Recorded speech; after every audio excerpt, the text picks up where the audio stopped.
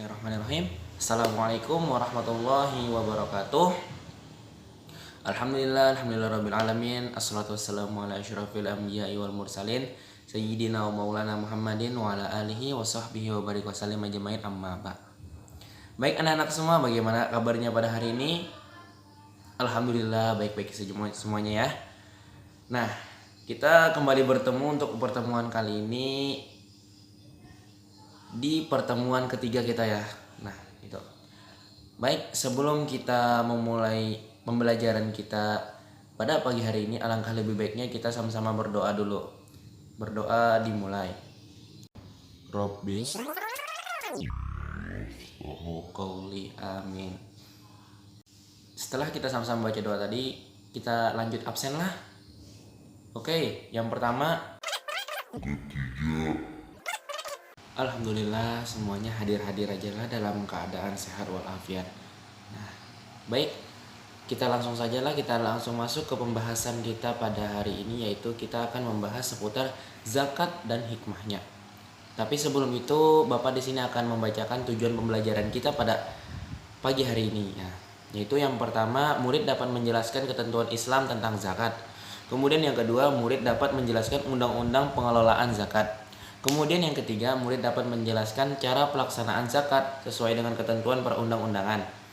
Kemudian yang keempat, murid dapat menunjukkan contoh penerapan ketentuan zakat. Dan yang terakhir yaitu murid dapat menunjukkan cara pelaksanaan zakat sesuai dengan ketentuan perundang-undangan. Oke, baik, kita langsung masuk saja lah. Pertama kita akan membahas tentang apa itu zakat. Zakat berasal dari bentuk kata zaka yang berarti suci, baik, berkah, tumbuh, dan berkembang. Dinamakan zakat karena di dalamnya terkandung harapan untuk memperoleh berkah, membersihkan jiwa, dan memupuknya dengan berbagai kebaikan. Makna tumbuh dalam arti kata zakat tersebut menunjukkan bahwa mengeluarkan zakat dapat menjadi pahala menjadi banyak. Selain itu, zakat juga dapat mensucikan jiwa dari kejelekan dan kebatilan. Allah Subhanahu wa taala berfirman yang artinya, ambillah zakat dari sebagian harta mereka, dengan zakat itu kamu membersihkan dan menyucikan mereka. Quran surah At-Taubah ayat 103. Nah, orang yang menunaikan zakat ini disebut juga dengan namanya muzaki. Nah, yaitu apa itu muzaki? Itu orang yang mengeluarkan zakat. Nah, itu ya, orang yang menerima zakat ini disebut dengan yang namanya mustahik, atau yang biasa kita kenal juga mustahik. Itu apa artinya? Yang berhak menerima zakat. Nah, seperti itu. Menurut Peraturan Menteri Agama Nomor 52 Tahun 2014, zakat adalah harta yang wajib dikeluarkan oleh seorang muslim atau badan usaha yang dimiliki oleh orang Islam untuk diberikan kepada yang berhak menerimanya sesuai dengan syariat Islam. Di sini Bapak mau bertanya, ada berapa golongan orang-orang yang berhak mendapatkan zakat? Ya, pintar. Ada 8 golongan orang-orang yang berhak mendapatkan zakat. Nah, yaitu yang pertama, fakir. Apa itu fakir? Fakir yaitu orang yang hampir tidak memiliki apa-apa sehingga tidak mampu memenuhi kebutuhan pokok hidup. Kemudian orang miskin, yaitu orang yang memiliki harta namun tidak cukup untuk memenuhi kebutuhan dasar kehidupan. Kemudian yaitu amil. Apa itu amilnya? Ya, amil itu yang biasa di masjid-masjid itu, orang yang mengumpulkan zakat dan orang yang mendistribusikan zakat kepada siapa yang berhak menerimanya. Nah, kemudian itu mu'alaf. Mu'alaf apa itu mu'alaf? Orang yang baru masuk Islam dan membutuhkan bantuan untuk menguatkan dalam tauhid dan syariah. Kemudian riqab. Apa itu riqab? Yaitu budak atau hamba sahaya yang ingin memerdekakan dirinya. Nah, kemudian ada namanya gorimin, yaitu orang yang berhutang untuk kebutuhan hidup dalam mempertahankan jiwa dan raganya. Kemudian yaitu fisabilillah. Nah, yaitu orang yang berjuang di jalan Allah dalam kegiatan dakwah, jihad, dan sebagainya. Kemudian yaitu yang terakhir yaitu ibnu sabil, yaitu orang yang kehabisan biaya di perjalanan dalam ketaatan kepada Allah. Nah, kita lanjut ya. Untuk zakat itu terbagi kepada berapa? Ada yang tahu?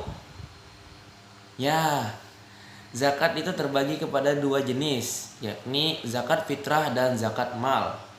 Nah, di sini Bapak akan menjelaskan zakat fitrah dulu. Zakat fitrah adalah zakat yang diwajibkan atas setiap jiwa yang dilakukan pada bulan Ramadan atau menjelang Idul Fitri. Nah, adapun zakat mal yaitu zakat yang dikenakan atas segala jenis harta yang tidak bertentangan dengan ketentuan agama sesuai dengan nisab dan haulnya. Waktu pengeluaran zakat mal ini yaitu tidak dibatasi, jadi bisa dikeluarkan sepanjang tahun. Jadi kapanpun kita bisa mengeluarkan zakat mal ini. Kita masuk ke pembahasan kita yang terakhir ya, yaitu hikmah daripada kita mengeluarkan zakat. Nah, pertama itu ada mengatasi ketimpangan sosial, yakni yaitu di dalam masyarakat pasti ada golongan yang mampu dan ada yang tidak mampu. Nah, dengan adanya zakat, golongan yang mampu tersebut dapat terdorong untuk membantu golongan yang tidak mampu. Kemudian yang kedua yaitu membersihkan diri dari penyakit kikir. Nah, jadi diharapkan dari harta yang dikeluarkan untuk zakat tersebut akan mengubah sifat kikir yang dimiliki oleh seseorang menjadi sifat dermawan yang sangat disukai oleh Allah. Kemudian yang ketiga yaitu semakin mensyukuri nikmat harta yang berasal dari Allah. Jadi ketika kita mengeluarkan zakat, sebenarnya kita tengah belajar berbagi dan memberi. Seseorang juga belajar muhasabah diri kita bahwa masih ada beberapa orang yang tidak memiliki keberuntungan yang sama dan membutuhkan uluran pertolongan orang lain. Pada akhirnya ini akan mendorong kita untuk lebih bersyukur dan nikmat harta yang Allah Subhanahu wa taala berikan kepada kita. Yang keempat yaitu pembersihan harta dan jiwa.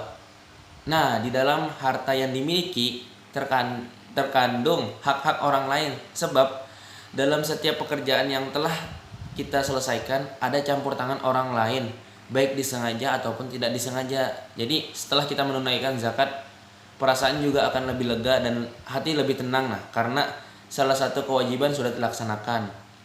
Kemudian yang kelima yaitu sarana pengendalian diri. Selain dapat membantu umat muslim untuk mengekang zuhud atau keinginan dan kecintaan pada harta, zakat juga dapat membuat seseorang mengintrospeksi dan mengendalikan diri. Kemudian yang keenam yaitu dapat mengelola uang. Nah, dengan kewajiban berzakat setiap tahunnya seseorang dapat belajar untuk mengatur keuangan rumah tangga. Ini juga akan membuat seseorang lebih bijak dalam menggunakan harta yang ia miliki. Nah, mungkin itu saja dulu materi kita pada hari ini. Mungkin dari anak-anak semua ada yang ingin bertanya? Kalau misalnya ada yang ingin bertanya langsung saja ya. Karena tidak ada yang ingin bertanya, maka kita cukupkan saja dulu materi kita pada pagi hari ini. Di sini Bapak ada sedikit baca suatu hadis yang mana yaitu yang berbunyi, orang-orang mukmin dalam hal saling mencintai, mengasihi dan menyayangi bagaikan satu tubuh. Apabila ada salah satu anggota tubuh yang sakit, maka seluruh tubuhnya akan ikut terjaga, tidak bisa tidur dan panas turut merasakan sakitnya. Hadis riwayat Imam Muslim. Jadi pengertian dari hadis itu kita gini, jadi kita sesama umat muslim kita saling mengasihi, saling menyayangi satu sama lain itu. Jadi kita saling menolong apabila kawan nih kita butuh pertolongan, kita tolong kawan kita nih. Nah, seperti itu. Mungkin itu saja dulu pertemuan kita pada hari ini. Apabila ada salah kata dari Bapak mohon dimaafkan. Cukup sampai sekian. Wassalamualaikum warahmatullahi wabarakatuh.